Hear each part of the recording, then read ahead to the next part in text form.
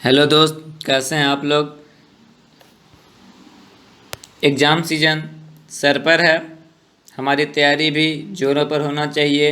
एकदम धकाधक तहलका स्पीड से जन शताब्दी, राजधानी, वंदे भारत, तेजस, बुलेट, हाइपरलूप, अब जो भी मान ले, या अभी तो सबसे बढ़िया मैं कहूँगा राफेल के स्पीड से तैयारी जारी रखे। कोई भी ऐसा दिन ना हो जो यूं ही बिना कुछ पढ़े, बिना कुछ याद किए, बिना कोई सेट बनाए हुए चला जाए। तो हम आप एग्ज़ाम की तैयारी के दृष्टिकोण से देखते हैं, सारे सब्जेक्ट महत्वपूर्ण है, लेकिन इंडियन पॉलिटी का सेक्शन काफ़ी छोटा होता है, भारतीय संविधान का सेक्शन काफ़ी छोटा होता है, लेकिन इसमें प्राय एग्जाम में 10 से 12 नंबर का क्वेश्चन पूछे जाते हैं बिहार के सभी एग्जामों में। इसलिए हम लोग इससे शुरुआत करेंगे। और हमारा 18 मार्च सीरीज तो चल ही रहा है एडिटोरियल करंट अफेयर्स का, जिसमें एक सेट को हमने 5 से 8 मिनट में ख़त्म कर दिया है। यह आपके समझाने के लिए नहीं है, आपने आज तक ज़िंदगी में बहुत पढ़ लिया, समझ लिया, अब रटने का समय है। रट्टा मार बेड़ा पार। आइए शुरू करते हैं। भारत का संविधान।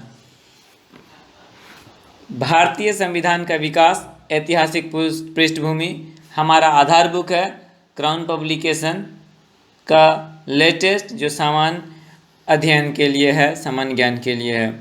अब हम देखते हैं भारतीय संविधान का विकास, इसकी ऐतिहासिक पृष्ठभूमि पर गौर करेंगे। 16वीं शताब्दी के अंत में कुछ व्यापारी भारत से व्यापार करने के लिए कंपनी की स्थापना की। 1707 में औरंगजेब की मृत्यु हो गई। इसके बाद केंद्रीय प्रशासन शक्तिहीन हो गया। देश में आंतरिक राजधानी, आंतरिक राजनीतिक गतिविधियों में हस्तक्षेप करना कंपनी वालों ने शुरू कर दिया गया। 1757 में पलासी का युद्ध हुआ। सिराजुद्दौला उसमें पराजित रहा। कंपनी बंगाल पर आधिपत्य स्थापित करने में कामयाब रहा। 1764 में जो बक्सर का युद्ध हुआ, उसमें कंपनी ने जीत हासिल की। भारत में कंपनी के बढ़ते राजनीतिक प्रभाव पर संसदीय नियंत्रण के लिए ब्रिटिश सरकार समय समय पर अधिनियम पारित किए गए। इन अधिनियमों ने भारतीय संविधान के निर्माण के लिए आधार तैयार किया। तो आप इसमें पढ़ेंगे बहुत सारे एक्ट्स के बारे में।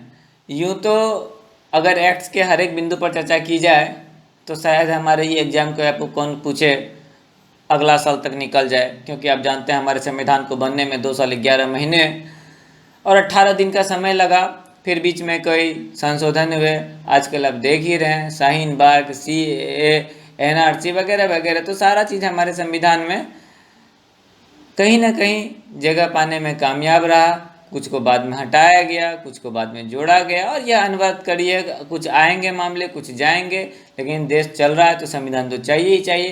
तो आइए देखते हैं कि संविधान की शुरुआत जो हुई उसकी नींव कहाँ से पड़ी। इसके लिए अंग्रेज़ों के कुछ एक्ट्स कामयाब होंगे, फिर हमारे जो कुछ नेता होंगे जो आगे चलकर अपने देश की आज़ादी के लिए मांग करेंगे, फिर कभी ब्रिटिश क्राउन का दिल पिघलेगा, कुछ बातें मानेंगे, कुछ बातें नहीं मानेंगे, बीच में विरोधाभास होगा, कहीं पे हम लोग आंदोलन करेंगे, कहीं पे विद्रोह करेंगे, किसी का मुंह फूलेगा, कोई अलग पार्टी बनाएगा, कभी कुछ होगा। लेकिन इन सब के बीच एक चीज़ कॉमन है, जो कि इसको हम लोग आधुनिक भारत के हिस्से में पढ़ेंगे, लेकिन कुछ चीज़ें जो यहाँ के संदर्भ में जरूरी है उसे हम संविधान में ही देखेंगे। तो आइए देखते हैं हम लोग 1773 का रेगुलेटिंग एक्ट। उस समय इंग्लैंड के प्रधानमंत्री या ब्रिटिश प्रधानमंत्री जो थे वो लॉर्ड नॉर्थ थे। उन्होंने एक समिति की रिपोर्ट पर 1773 में ब्रिटिश संसद द्वारा एक एक्ट पारित किया। उसका उद्देश्य था कंपनी में व्याप्त भ्रष्टाचार एवं कुशासन को दूर करना। मद्रास, और जैसा कि आप जानते हैं कि उस समय 3 प्रेसिडेंसियाँ थी, उसमें से मद्रास और बम्बई प्रेसिडेंसी को कलकत्ता प्रेसिडेंसी के अधीन कर दिया गया। कलकत्ता प्रेसिडेंसी के प्रमुख को गवर्नर की जगह गवर्नर जनरल कहा जाने लगा। गवर्नर जनरल को उनकी परिषद इंग्लैंड में स्थित निदेशक बोर्ड के प्रति उत्तरदायी थी। यह एक्ट में इसी एक्ट में एक उच्चतम न्यायालय सुप्रीम कोर्ट के गठन का प्रावधान था, जिसके तहत 1774 में कलकत्ता में 4 सदस्यीय उच्चतम न्यायालय गठित किया गया।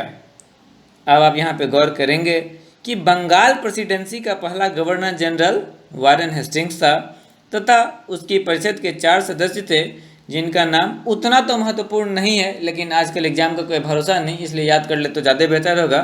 Philip Francis, Monson, Barwell, क्लेवरिंग।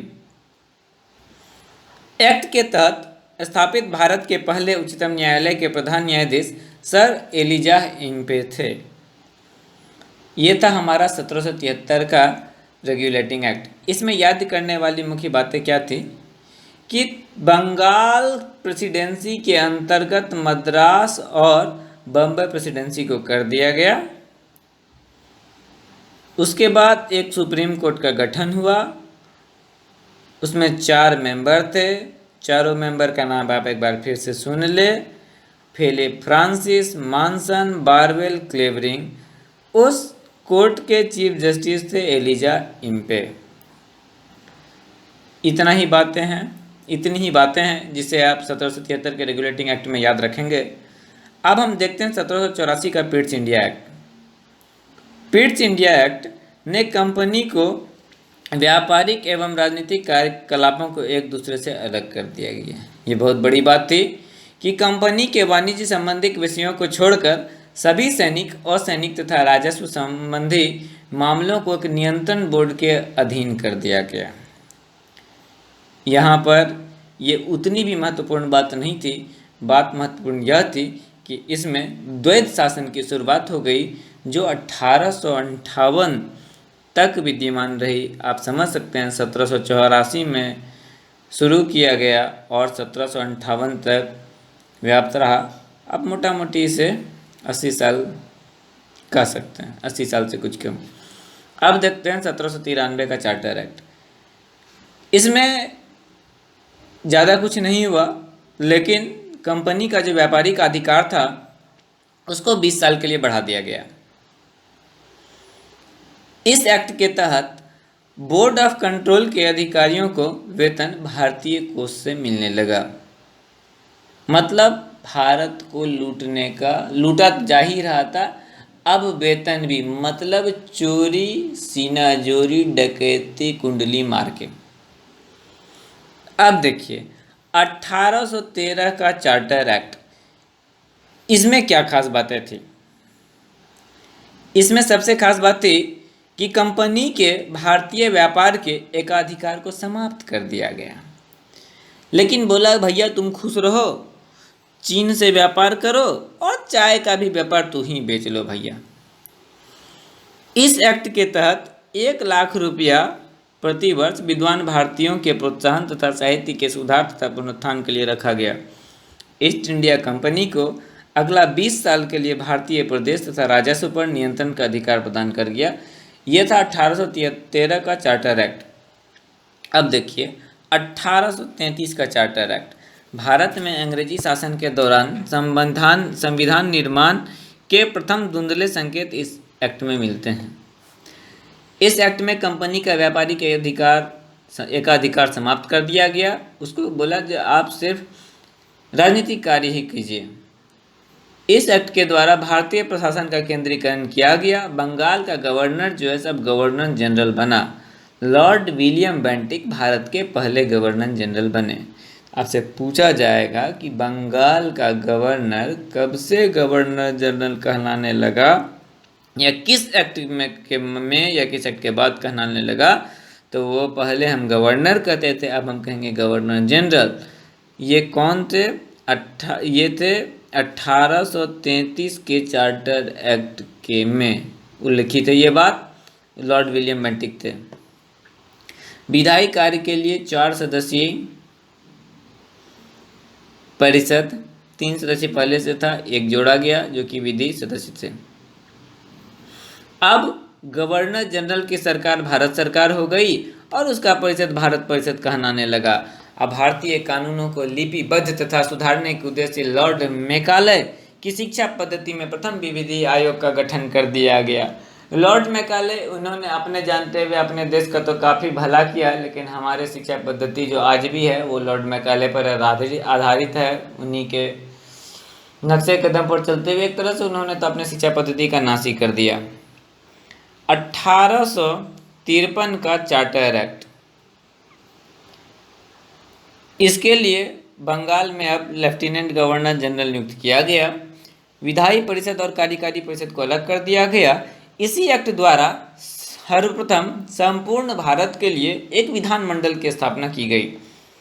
भारतीय शासन अधिनियम 1858। अब 1857 में सैनिक विद्रोह हो चुका था, तो अब देखिए इस अधिनियम में क्या कुछ बातें आई वो निकल के सामने। 1858 का भारत के उत्तम प्रशासन के लिए act for the good government of India बना। इस अधिनियम द्वारा भारत के प्रशासन को कंपनी के हाथों से निकालकर ब्रिटिश क्राउन को सौंप दिया गया।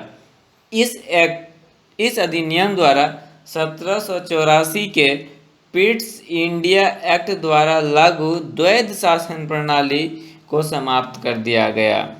भारत के राज्य सचिव का पद सृजित किया गया, जो कि एक 15 सदस्य की एक परिषद, जो भारत परिषद के नाम से जाना जाता था, की सहायता से भारत पर शासन करने का अधिकार दिया गया।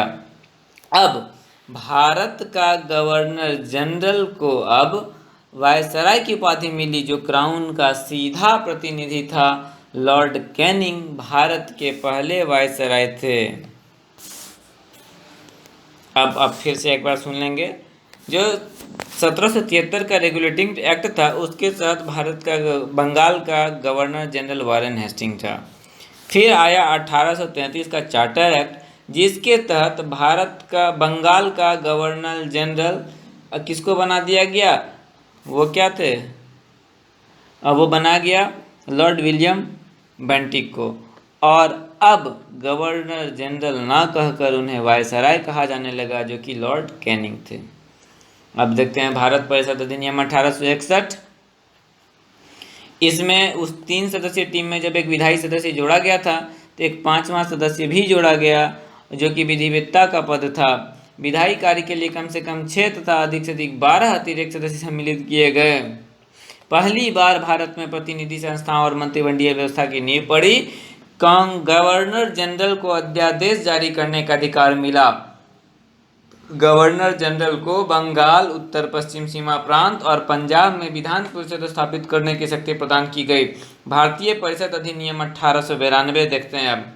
अतः वार्षिक बजट पर विचार विमर्श करने तथा प्रश्न पूछने की शक्ति दी गई और प्रत्यक्ष चुनाव प्रणाली की शुरुआत हुई। यही सबसे महत्वपूर्ण बातें थी। अब देखते हैं अगला, भारतीय परिषद अधिनियम 1909 मार्ले मिंटो रिफॉर्म। इस अधिनियम के द्वारा भारतीयों को विधि निर्माण तथा प्रशासन दोनों में प्रतिनिधित्व प्रदान किया गया। पहली बार मुस्लिम समुदाय के लिए पृथक निर्वाचन मंडल की सुविधा प्रदान की गई। मतलब फूट डालने का एक भी कोशिश नहीं छोड़ना। इस अधिनियम ने केंद्रीय तथा प्रांतीय विधायी शक्ति को बढ़ाया। परिषद के सदस्यों को बजट विवेचना करने तथा उस पर प्रश्न करने का अधिकार दिया गया। सत्येंद्र सिन्हा को गवर्नर जनरल की कार्यकारिणी का प्रथम भारतीय विधि सदस्य नियुक्त किया गया। भारतीय विधान परिषद में सदस्य की संख्या 60 और 9 पदेन सदस्य का प्रावधान किया गया। भारतीय परिषद अधिनियम 1919 मोंटेग्यू चेम्सफोर्ड सुधार। इस अधिनियम के तहत द्विसदनीय व्यवस्था की स्थापित की गई। ठीक है, इसमें 60 सदस्य होते थे, जिसमें 34 सदस्य निर्वाचित होते थे और परिषद का कार्य 5 वर्ष का होता था। केंद्रीय विधानसभा में 145 सीटें फिक्स की गई, जिसमें 104 जो है सो निर्वाचित होंगे और 41 जो है सो मनोनीत होंगे।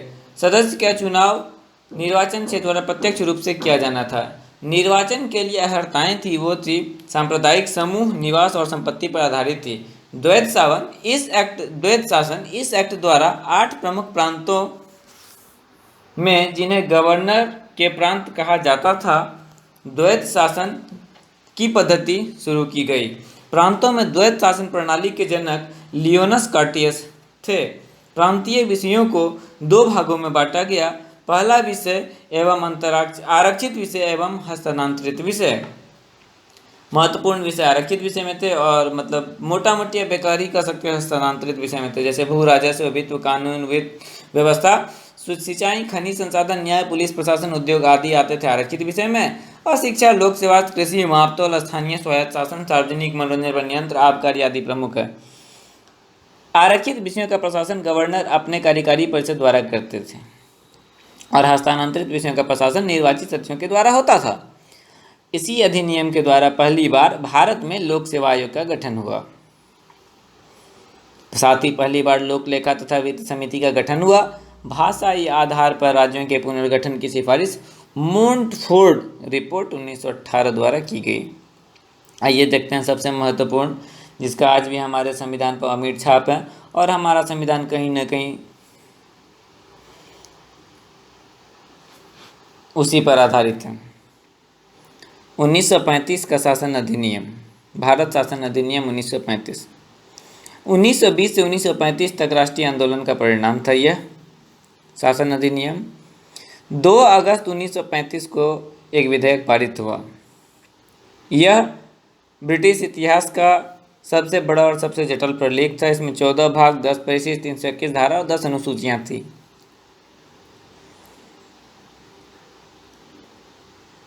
इसमें अखिल भारतीय संघ बनाने का प्रावधान रखा गया। प्रांतों में द्वैत शासन व्यवस्था को समाप्त कर प्रांतों में पूर्ण उत्तरदायी सरकार बनाई गई।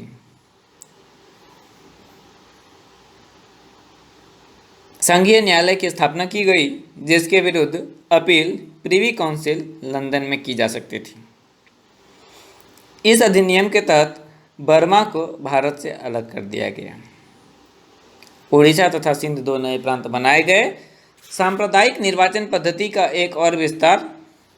और अधिक विस्तार किया गया। प्रधानमंत्री, प्रीमियर तथा मंत्री, मिनिस्टर जैसे शब्द का प्रयोग पहली बार हुआ। और इन सब के बीच और भी कई घटनाक्रम हुए, लेकिन अब हम लोग संक्षेप में देखते हैं। भारत स्वतंत्रता अधिनियम 1947, माउंटबेटन योजना, इसे दिमाग में छाप लें। माउंटबेटन योजना के आधार पर ब्रिटिश संसद ने भारतीय स्वतंत्रता विधेयक 18 जुलाई 1947 को पारित किया। इस अधिनियम को 4 जुलाई 1947 तक प्रस्तुत किया गया था। इस अधिनियम में 2 डोमिनियन पाकिस्तान और भारत की स्थापना के लिए 14 एवं 15 अगस्त 1947 की तारीख निर्धारित की गई। बंगाल और पंजाब में दो दो प्रांत बनाए जाने का प्रावधान किया गया। पूर्वी बंगाल, सिंध और असम का सिलहट जिला पाकिस्तान में सम्मिलित होना था। और 15 अगस्त 1947 को ब्रिटिश क्राउन का भारत पर आधिपत्य समाप्त हो जाएगा। भारतीय रियासतें इन दोनों डोमिनियनों में से किसी एक में शामिल हो सकती है। दोनों डोमिनियन के लिए अलग गवर्नर जनरल होगा, जिसकी नियुक्ति महामहिम द्वारा की जाएगी। दोनों डोमिनियन की स्वतंत्र सत्ता को मान्यता दी गई तथा उन्हें ब्रिटिश कॉमनवेल्थ से अलग होने का भी अधिकार दिया। दोनों राज्य को अपने लिए पृथक संविधान सभा के गठन का अधिकार दिया गया। दोनों राज्यों की सीमा के निर्धारण के लिए सर रेडक्लिफ की अध्यक्षता में सीमा आयोग का गठन किया गया। फिलहाल इस ऑडियो में इतना ही। मिलेंगे बहुत जल्द अगली कड़ी, संविधान का निर्माण। इसमें हम लोगों ने पढ़ा, जब औरंगजेब की मृत्यु हो गई उसके बाद बहुत सारे एक्ट हैं, जैसे 1773 का रेगुलेटिंग एक्ट, 1784 का पिट्स इंडिया एक्ट, 1793 का चार्टर एक्ट, 1813 का चार्टर एक्ट, 1833 का चार्टर एक्ट, 1853 का चार्टर एक्ट, भारत शासन अधिनियम 1858, 1861, भारत परिषद अधिनियम 1892, पार्लियामेंट्री रिफॉर्म 1909, भारतीय परिषद अधिनियम 1919, भारत शासन अधिनियम 1935 और भारत स्वतंत्रता अधिनियम। इसमें यूँ तो बहुत ज़्यादा महत्वपूर्ण था, लेकिन अपने काम के लिए देखें तो कुछ चीज़ें जिसमें कि बराबर कंफ्यूज करते हैं, जो कब भारत का कब गवर्नर, कब तक किस एक्ट तक गवर्नर कहा जाता था, उसके बाद फिर से गवर्नर जनरल कहा जाने लगा, फिर उसे वायसराय कहा जाने लगा, कब वो कंपनी का प्रतिनिधि था, कब उसके पास राजनीतिक वाणिज्यिक सारे अधिकार थे, कब उन्हें मतलब सिर्फ राजनीतिक अधिकार रह गया, अब मतलब वाणिज्यिक छीन लिया गया, या फिर वाणिज्यिक रहने दिया गया, राजनीतिक अधिकार छीन लिया गया, कब वे खुद अपने हिसाब से कंट्रोल करते थे, कब उनका क्राउन के द्वारा कंट्रोल मतलब रेगुलेटिंग होने लगा, कब तक वो उनका मतलब मोनोपोली बाज़ार में था, फिर कब समाप्त कर दिया गया। इस तरह की कुछ छोटी मोटी कड़ियाँ थी। फिर आप देखेंगे कि कब सुप्रीम कोर्ट का गठन किया गया। आप वैसे भी जानते हैं कि जब कोई कहीं पे रहता है तो कुछ ना कुछ अर्जा करता है। अगर वो 100 रुपये कमा के गए तो एटलीस्ट उनका फर्ज बनता है 1 रुपया ना सही तो कम से कम 1 पैसा का तो काम यहाँ पे करे। तो वो चाहे ना चाहे देश में आंदोलन जोर पर था। उन्हें जो है सो वो परिस्थिति को भांप गए। पहले उन्होंने देखा जब भारत में आए तो यहाँ की परिस्थिति उन्हें शासन करने लायक निकला। अब जब देश में आंदोलन उग्र होने लगा, लोग जागरूक होने लगे धीरे धीरे, फिर यहाँ के नेता भी अपने हक के लिए, यहाँ की जनता भी अपने हक के लिए उठने लगी, लड़ने लगी। तो उन्हें लगा अब बेटा यहाँ से निकल लो, इसी में फ़ायदा है। खैर, इन सब बातों को छोड़ते हुए मिलेंगे बहुत जल्दी संविधान का निर्माण। हम लोगों ने तो इसमें संविधान का स्वतंत्रता अधिनियम देख लिया, लेकिन स्वतंत्र होने से पहले जो संविधान बना उसके कई चरण थे, उसमें कुछ बातें हुई जिसे कि याद रखना परीक्षा की दृष्टि से महत्वपूर्ण है। तो मिलते हैं बहुत जल्द अगली कड़ी में। तब तक के लिए जय हिंद, जय भारत, वंदे मातरम, शुभ रात्रि।